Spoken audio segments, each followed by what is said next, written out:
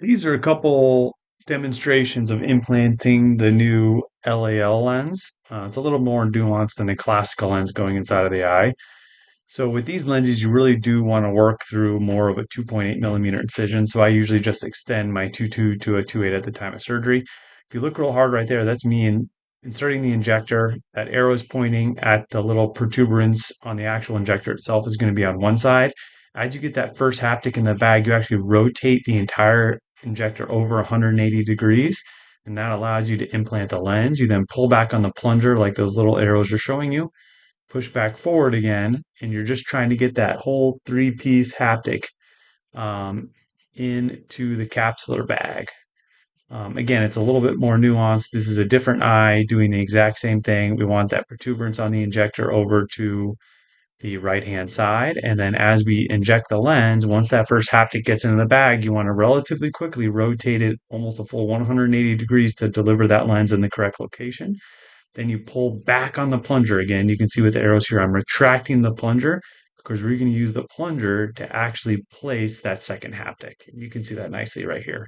So those were two easy examples of everything going exactly the way we wanted. This third one shows that haptic not going into the bag on the first try. And so here we're going to start exactly the same as we have every other time. We want that protuberance on the injector to be on the right-hand side. We can see that leading haptic is poking straight out. We're going to focus on putting that first haptic into the capsular bag, and then we're going to rotate this injector to 180 degrees. So here you can see that we're injecting. You can see the first haptic going in. We are going to rotate right here. There it goes. So the full 180 pretty much. And I'm going to pull back on the injector. You can see the trailing haptic, and I'm going to use that plunger to get it in to the bag, which we missed today.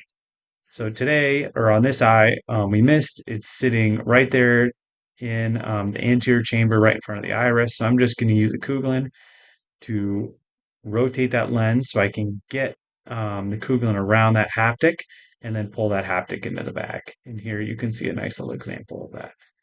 Um, and there we go. And now it's in. And one thing you do want to remember, stop doing what I'm doing right here. It's a hard reflex to break, but we don't want to touch the center of that lens with a piece of metal. Thanks for your time and watching the video.